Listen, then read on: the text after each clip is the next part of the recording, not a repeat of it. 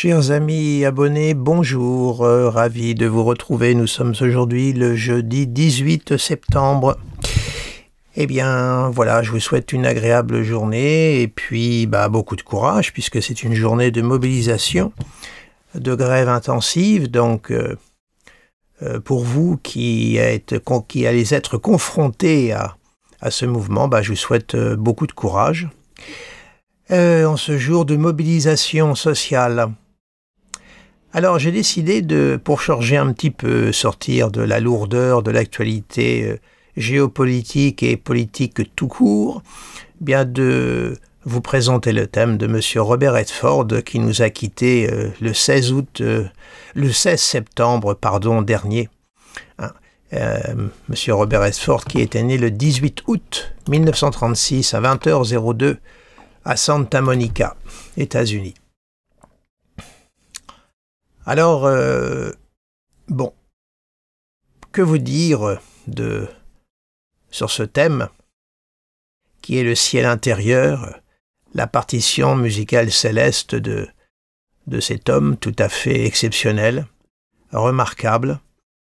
Je vais arrêter ici les épithètes admiratif que j'ai pour cet homme. Je vais essayer de rester serein, de ne pas me laisser emporter par la passion, comme je suis capable de le faire, avec tous les excès dont je suis capable également. Alors donc, que voit-on? Eh bien, on voit que la naissance se fait sous un soleil en lion, donc le côté solaire, le côté rayonnant du soleil, et l'ascendant, lui, est dans le signe des poissons. Intéressant. Soleil, signe de feu, poisson, signe d'eau. Le soleil qui marque le cœur de l'été, le rayonnement, le lion étant le seul signe du zodiaque qui a le soleil pour planète maîtresse. Eh oui, il est le centre. Et puis l'ascendant poisson, lui, qui marque la transition entre l'hiver et le printemps, qui est un signe donc mutable, signe double, et la planète qui a maîtrise sur le signe des poissons n'est autre que Neptune. Alors c'est très intéressant déjà, cette simple conjugaison. Soleil, en domicile, donc dans sa pleine expression, qui marque l'ego, et puis l'ascendant, lui, dans le signe des poissons, dans le monde de Neptune. Avec en plus un Saturne qui se lève, qui est angulaire à l'ascendant. Alors, écoutez, cette simple conjugaison déjà est intéressante à étudier. Pourquoi? Parce que le soleil, lui, centralise. On parle du système solaire. Le soleil est au centre et on sait depuis la révolution copernicienne que tout s'organise autour du soleil. Donc le rôle du soleil, il est central. Il galvanise autour de lui. Il exerce une forme d'attraction. Donc il donne un ego très fort, il donne un rayonnement très fort. Il attire à lui et il occupe donc le centre. Le poisson par Neptune, c'est tout le contraire. Il diffuse, il essaye de rassembler. Là où on a une forme d'individualité très forte par le soleil en lion, avec le poisson, on a plutôt un moi profond, puisque l'ascendant marque le moi profond qui se fond dans le collectif. Vous voyez, donc là déjà, uniquement ces deux petits points déjà, parlent de ce qu'il a été. Alors, maintenant, je vous indique comment s'organise ce ciel. Donc, au lever, on va partir du lever du jour, puisque vous savez que l'ascendant correspond au lever du soleil. On a un Saturne qui se lève en Poisson. Ensuite, on continue, on a un Jupiter en Sagittaire en maison 9. On continue le chemin, on a une Lune, Mercure, Neptune, Vénus, tout ça dans le signe de la Vierge. Soleil en Lion, Mars en Lion, Pluton en Cancer, et enfin un Uranus en Taureau. Voilà l'architecture céleste, la partition musicale céleste intérieure de M. Robert Redford. Alors, ce qui est intéressant, et là ça va être une très belle leçon aussi d'astrologie, vous savez, à propos des planètes en débilité, les planètes dites en détriment, pour employer les termes. On a là quelqu'un qui a Vénus en Vierge, Vénus est en chute, et puis Neptune est en exil. Pourquoi? Parce que Neptune est la planète du signe des Poissons, et puis Vénus est exaltée dans le signe. Donc on a ces deux planètes-là, Neptune, Vénus, qui sont dites en détriment. Or, ces deux planètes-là, Vénus, Neptune, sont extrêmement importantes. Ce sont les deux planètes qui gouvernent donc l'ascendant, et Robert Redford a épousé une carrière artistique, donc vénusienne. Et Neptune, qui est son maître d'ascendant, est également concerné par cette position que l'on dit en détriment. Alors vous voyez, là c'est une belle leçon en astrologie de ne pas, comment dirais-je, avoir une vision, comment pourrais-je vous dire, manichéenne, qui est, ben voilà, il y a des planètes en exil, en chute, ben, elles valent plus rien, elles sont faibles, et patati patata. Ce n'est pas vrai, il faut sortir de ce registre-là. Deux planètes qui sont dites en débilité, j'aime pas le mot, hein, débilité, mais qui sont en chute ou en exil, peuvent, dans une vie, revêtir une force importante, parce que le sujet peut vivre ce qu'on appelle le phénomène en psychologie de compensation et de surcompensation. C'est-à-dire qu'il va, entre guillemets, surjouer ces planètes parce qu'elles sont en état, entre guillemets, de faiblesse dans sa structure astrologique. Et puis, qu'est-ce que l'on remarque quand même dans cette composante virginienne, hein, importante tout de même, Vénus, Neptune, Mercure, Lune. Tout ça est dans le signe de la Vierge, dans la maison 6. Or, la maison 6, c'est la maison du quotidien, et la maison 6, le signe de la Vierge, on a tout, tout est lié, hein, là, c'est le besoin de servir, de se sentir utile aux autres, d'être à l'écoute de ceux qui sont dans des conditions, qui ont des conditions de vie inférieures. C'est, comme je dis souvent d'une façon très caricaturale, la maison du métro boulot dodo. C'est aussi la maison des petits problèmes de santé. Bref, ce quotidien qu'il faut à tout prix supporter, s'enquiller, vivre, c'est un petit peu ce que vivent des millions de gens tous les jours qui se lèvent tous les matins et puis qui vont travailler, qui vont faire un boulot qu'ils n'ont pas choisi, mais il faut bien travailler pour bouffer et pour payer ses impôts. Donc voilà, c'est cette maison-là. Et on voit qu'il a une forte concentration. Il a même le soleil qui est dans la maison 6. Vous voyez, donc c'était quelqu'un indéniablement qui avait une sensibilité et un intérêt pour la vie et puis les difficultés de la vie et puis les gens qui rencontrent et qui vivent ces difficultés.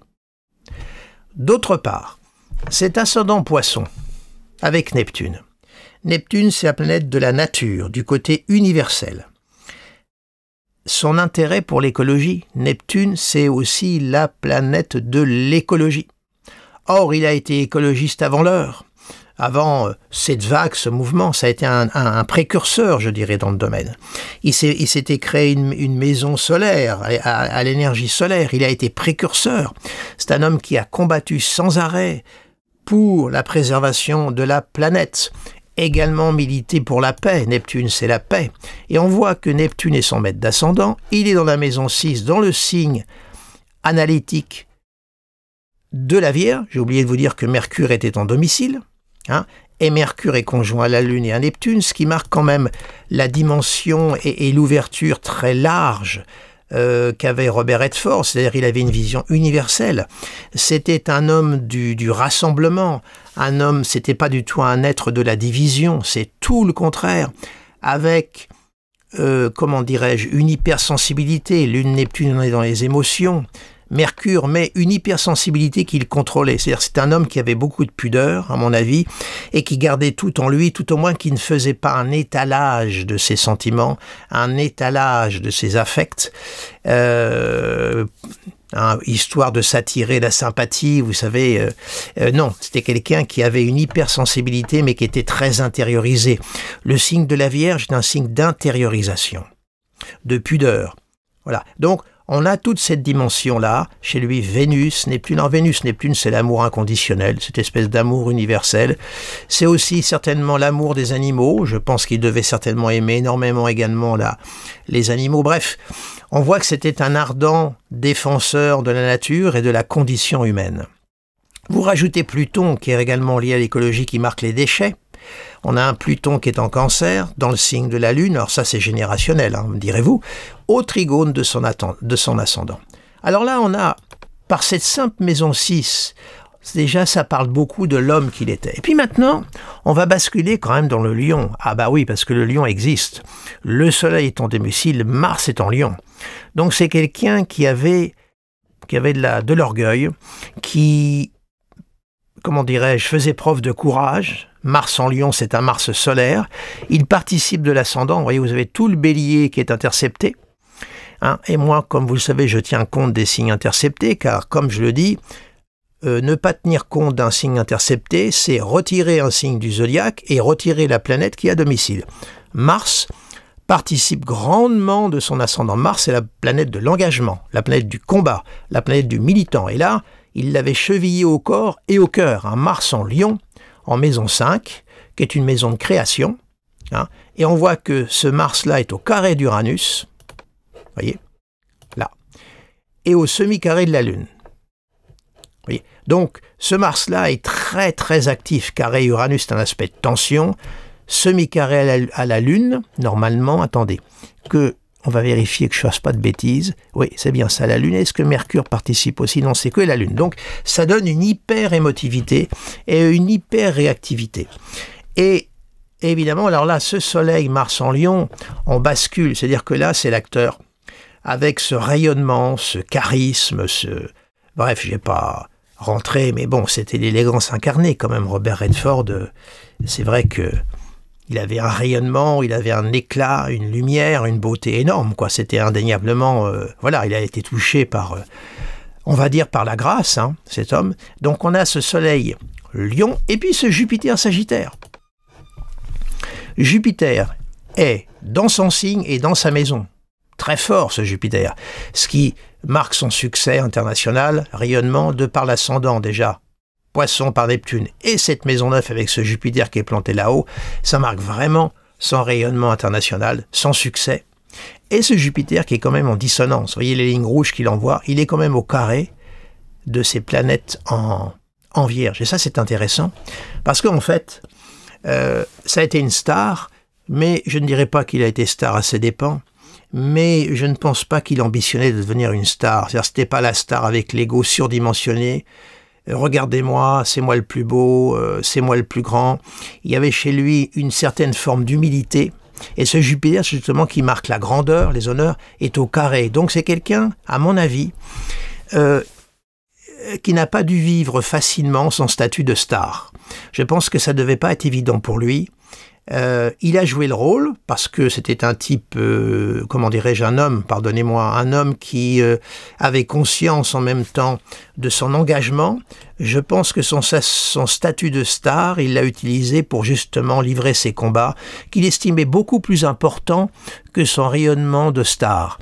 Cette partie-là. Hein. Tout est là.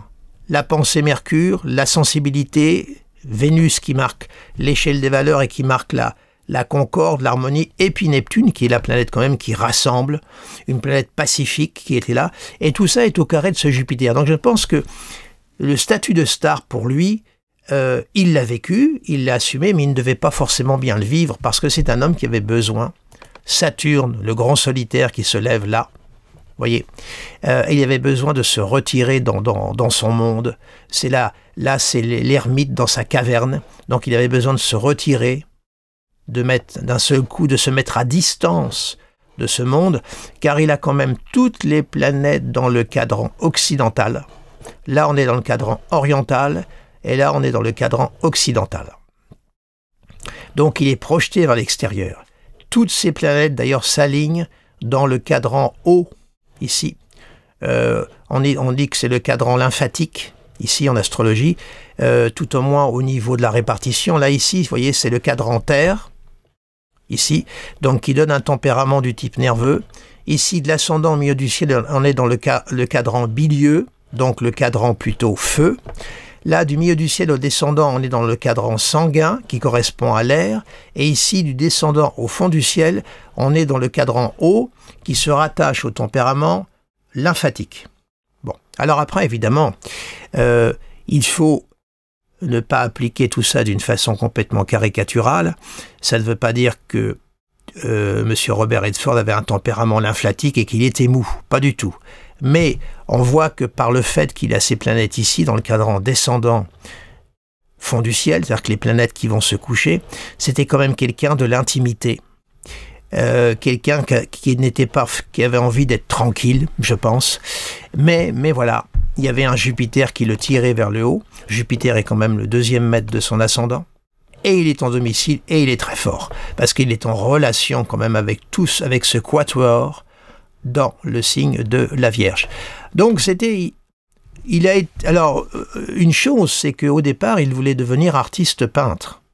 Il était venu en France, à Paris, suivre des cours aux Beaux-Arts, et puis malheureusement, il n'a pas rencontré le succès qu'il voulait, il a ramé, ça marque aussi ses débuts de vie qui ont été très difficiles, hein. Il a ramé, il n'avait pas un rond en poche, il est passé quand même par des périodes d'idées noires, il faut le savoir, des moments où il a eu des pulsions suicidaires.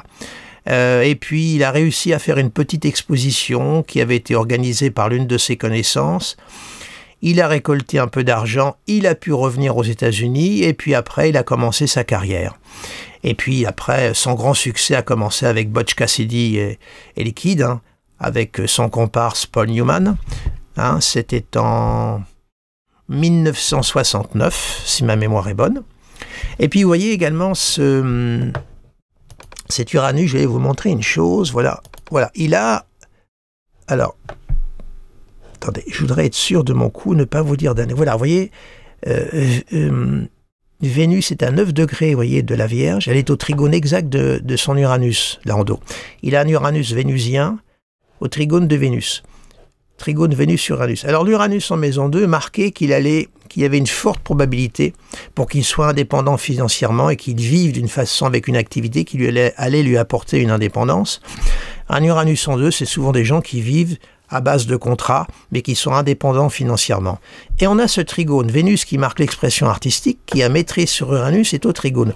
Ça marque aussi la création il a créé Sundance Movies, qui est qui permet donc cinéma indépendant et qui permet à de jeunes réalisateurs de se faire connaître. Et il y a de très très grands réalisateurs qui sont passés par Sundance Move, Quentin Tarantino, Soderbergh, je vous passe la liste, beaucoup. Donc il a aidé aussi des jeunes créateurs il leur a créé pour eux ce mouvement de cinéma indépendant pour aider de jeunes créateurs à percer.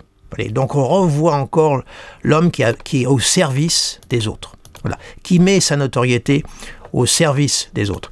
On a vraiment un thème qui est très très parlant. Alors, d'emblée, je vous dis tout de suite ça, je vous le dis souvent, au vu de ce thème, bien entendu, maman Redford vient tout petit voir un astrologue, on va pas forcément lui dire, vous avez mis au monde un enfant qui va devenir une star internationale, il va être aimé, admiré, patati et patata. Certainement pas. On peut aborder toute la sensibilité de l'homme, son rayonnement, son charisme, Soleil Lion, le charisme qui peut mettre au service des autres. Ça aurait pu être quelqu'un qui aurait pu faire des études de médecine avec l'AMA qu'il a en maison 6. Vous voyez, il y a une fibre humaine de quelqu'un qui a besoin de se sentir utile et de servir la collectivité et de servir même l'humanité. Et il en a été la représentation à travers sa carrière et le choix de ses films, parce que ses films étaient toujours très réfléchis. Il n'a pas tourné n'importe quoi. Il y avait tout le temps quelque chose dans ses films d'un caractère social, politique, c'est clair. Et puis ensuite, sa notoriété, il l'a mis au service de cause. Voilà. Donc, c'est pas, on sort du lion purement narcissique. Le côté vierge l'emporte. De toute façon, si on fait la chaîne planétaire, chez lui, c'est Mercure qui arrive évidemment en premier. Hein. Voilà. Hein. Donc, on voit Mercure maîtrise la Lune, Neptune, Vénus, Vénus qui maîtrise Uranus, Neptune qui maîtrise l'ascendant, etc., etc. Il est en domicile. Vous voyez, il maîtrise la Lune, laquelle maîtrise Pluton. Bref, c'est Mercure. Donc, la pensée, c'était quelqu'un qui était très cohérent dans ses choix, dans ses engagements, dans ses prises de position, bien entendu. Voilà. Alors on voit, vous voyez, Jupiter, maître de la maison 9, dans son signe et dans sa maison. Le Jupiter est beau, vraiment. Quand bien même est-il en carré, on s'en moque. Ça, c'est le rapport qu'il entretenait avec la notoriété. Et même le pouvoir, parce que Jupiter symbolise l'autorité et le pouvoir. Donc également, le pouvoir dans le sens narcissique du terme, le pouvoir dans le sens autoritaire, ne l'intéressait pas non plus. N'oublions pas cette angularité saturnienne qui existe, et Saturne est à l'opposition également. Vous voyez, il est à l'opposition de la Lune, de Mercure et de Neptune. Vous voyez, il y a quand même ce Saturne-là, il a ce basculement. Et là, on est dans des valeurs quand même d'intériorité. Vous voyez, l'infiniment petit et l'infiniment grand, vous savez, l'axe Vierge-Poisson. Et on a un Saturne qui est plutôt une planète de concentration, de solitude, qui se lève. Donc c'était quelqu'un qui était quand même habité par la solitude et qui devait avoir besoin de temps en temps de se réfugier dans sa petite remat. Donc dans son ranch, il devait y être très bien. Dans le signe des poissons qui est la nature, vous voyez, il avait tout de même, vous voyez, Saturne qui était au sesquicarré de Mars, lequel Mars était au sesquicarré de la Lune, et la Lune qui était opposée à Saturne. Vous voyez, il y avait quand même chez lui également sans doute une certaine forme de blessure. La Lune étant maîtresse quand même du fond du ciel, participant, puisque le fond du ciel, c'est vrai, commence en Gémeaux, mais elle participe grandement de sa maison 4, elle maîtrise Pluton. C'est quelqu'un qui devait être quand même assez fragile. Est-ce que c'est quelqu'un qui est passé par des phases de dépression? C'est possible aussi. Je ne connais pas sa vie d'une façon très très précise, et c'est tout aussi bien, d'ailleurs, ça m'évite après de ramener du connu vers le symbole. Je préfère plutôt faire l'inverse, c'est ça l'astrologie. Peut-être est-ce quelqu'un qui avait des phases de vague à l'âme, des côtés de blues, parce que c'est quand même pas facile. Lune, Saturne, Mars, c'est quand même... c'est difficile. Donc peut-être est-ce quelqu'un qui est passé par des moments difficiles, dépressifs, etc. C'est fort probable, je pense. Oui. Surtout qu'il y a une conjonction Mars-Pluton qui est là quand même. Alors il est le père de, je sais pas, il me semble de 4 enfants ou 5 enfants, je ne sais plus. La maison 5 qui est en Cancer. Oui. Écoutez, voilà ce que je pouvais vous dire. Jupiter est quand même aussi le maître du milieu du ciel. J'ai oublié de vous faire cette précision qui est importante. Un maître de 10 en œuvre dans son signe en domicile marque sa carrière internationale, son rayonnement, indéniablement. C'est une très belle position là, pleine force. Alors s'il a ces deux planètes d'ascendant en détriment, par contre Jupiter, lui, il est éclatant, plein, maison 9. Et puis aussi, sur un autre plan d'analyse quand même, ce Jupiter 9 aussi marque son exigence, quelqu'un qui mettait la barre haut, quelqu'un qui devait être aussi vis-à-vis de lui-même très très exigeant. C'est une position aussi qui marque une vie spirituelle. Moi je dis que l'écologie, quand elle est vécue dans le sens noble du terme, c'est de la spiritualité. Préserver la planète, c'est de la spiritualité. On n'est pas dans les élucubrations du développement personnel, on est dans un rapport réel avec la nature, donc avec la vie. Donc pour moi, l'écologie, dans la belle forme du terme, est une spiritualité. Et ce Jupiter devait marquer son exigence. C'était quelqu'un qui ne devait pas avoir un goût pour la facilité. C'est clair. Il devait être très très exigeant vis-à-vis de lui-même. C'est certain. Note de pudeur, de réserve. Ça devait être quelqu'un qui devait avoir une certaine forme de timidité. Il avait un rayonnement léonin, mais après, son imaginaire, son rêve avec Neptune, Lune, Mercure, son intellect, et puis Vénus, la création, était en Vierge. Donc on a quelque chose de beaucoup plus, comment dirais-je, pudique, réservé. Oui, c'était quelqu'un qui... C'était une star, c'est la vie, c'est un destin. Voilà. Je pense que cet homme ne s'est jamais rêvé occuper le centre. Non. D'ailleurs, il voulait devenir peintre. La peinture, qu'est-ce que c'est? C'est pas le peintre qu'on voit, c'est ses œuvres qu'il expose. Lui, il est toujours en arrière-plan, en réalité. Vous voyez le peintre. Alors là, c'est le contraire. Là, on a le soleil qui a remporté la victoire, si je puis dire, mais sans rayonnement après. Il l'a mis au service de ses valeurs, de ses causes, et qu'il a estimé devoir épouser et devoir mener jusqu'au bout de sa vie.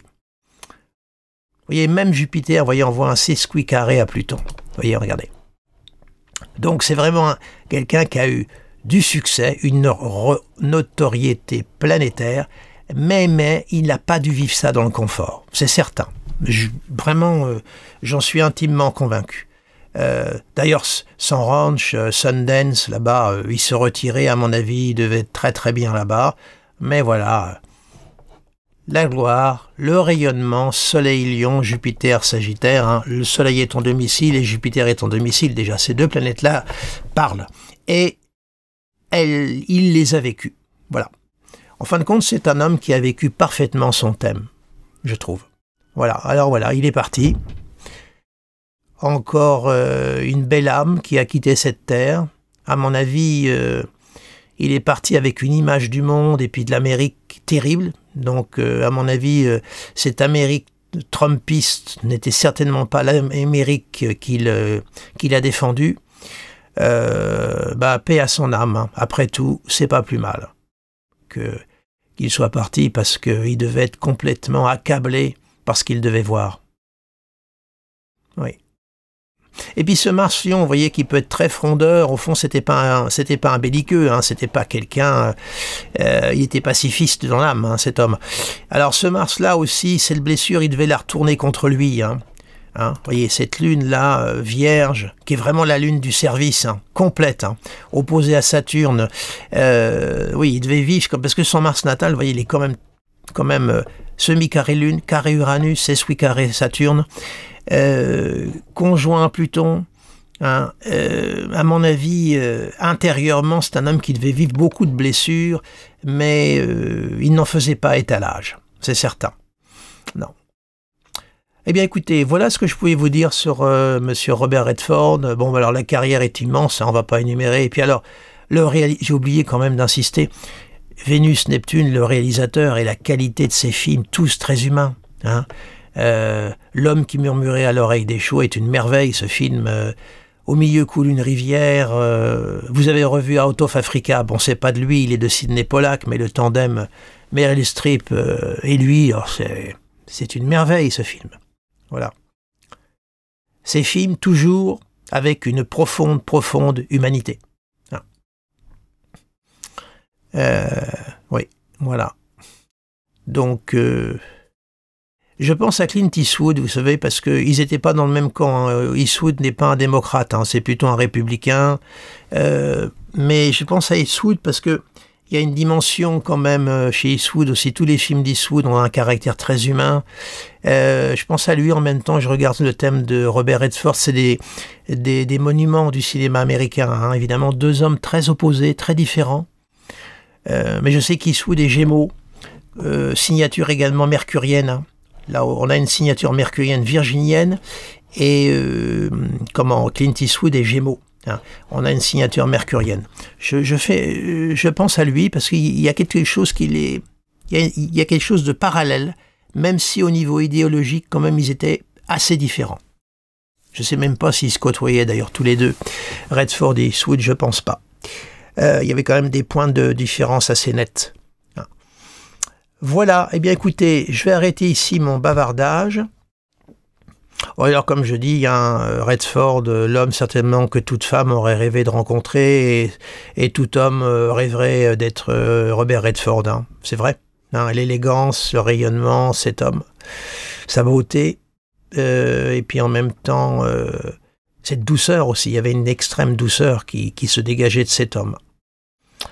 Voilà, eh bien écoutez, j'arrête ici ma petite étude dithyrambique, mais je l'assume pleinement. Je vous souhaite une agréable journée, mettez-moi un petit pouce si vous avez aimé, partagez cette vidéo, si vous estimez devoir le faire. Pour les nouveaux venus, inscrivez-vous à ma chaîne, inscrivez-vous sur mon site internet. Et puis si vous avez envie de découvrir votre thème astrologique, bah écoutez, prenez contact avec moi puisque je fais des consultations à domicile et puis également à distance. Voilà, sur ce, je vous souhaite une agréable journée et je vous dis à très bientôt. Je regarde si j'ai pas oublié de vous dire quelque chose parce que vous savez, je travaille toujours comme on dit aujourd'hui, en direct live, je ne prépare jamais rien à l'avance avant de vous quitter. Ah, c'est ça, quand je suis dans des thèmes de personnalité que j'aime bien, j'ai du mal à les lâcher. Hein. Ce Saturne-là, bon, il participe d'une petite partie. Il voyez, le milieu du ciel est en Capricorne. Oui. Donc, comment dirais-je? Quelqu'un qui devait être aussi très sélectif sur ses amitiés. Pareil. Quelqu'un qui devait faire preuve d'un grand sens du discernement sur ses relations et ses amitiés. Oui. Quelqu'un pour qui la solitude, de toute façon, ne lui faisait certainement pas peur. Certainement pas peur. Je ne sais pas si vous avez vu ce film, vous voyez, hein, j'arrive pas à arrêter. Hein. Ce film avec Jane Fonda, ils ont été très liés parce que ce sont deux militants hein, pour les mêmes causes, hein, tous les deux. Ils ont fait un film il y a quelques années où c'est un couple de personnes âgées et il y a une histoire d'amour qui se tisse entre eux. Je ne sais plus comment s'intitule ce film. Il est passé d'une façon très inaperçue et ce film il est remarquable si vous pouvez le regarder tous les deux. C'est vraiment un film d'une grande tendresse, il est magnifique ce film. Et puis aussi ce Saturne Poisson, il a fait également un film dont j'ai oublié le titre, il est tout seul en pleine mer, sur un bateau. Perdu en mer, c'est un bateau qui manque couler, et alors il est tout seul, il n'y a pas de dialogue. Le film tourne autour de lui, il est en pleine mer, à bord d'un bateau, pas de dialogue, et alors là je peux vous dire que pour arriver à porter un film comme ça, sans dialogue, tout seul à l'écran, il faut avoir un soleil lion et un Jupiter sagittaire. Tout tourne autour de lui, Saturne en poisson, seul en mer. Voilà, seul au milieu de l'océan. Je ne me souviens plus le titre du film, veuillez m'en excuser, mais si vous avez l'occasion de le regarder, vous verrez, c'est assez impressionnant, on ne trouve pas le temps long. Et il n'y a pas une once de dialogue. Voilà, sur ce coup-ci, je vous le promets, j'arrête ici mon bavardage cosmique. À très bientôt.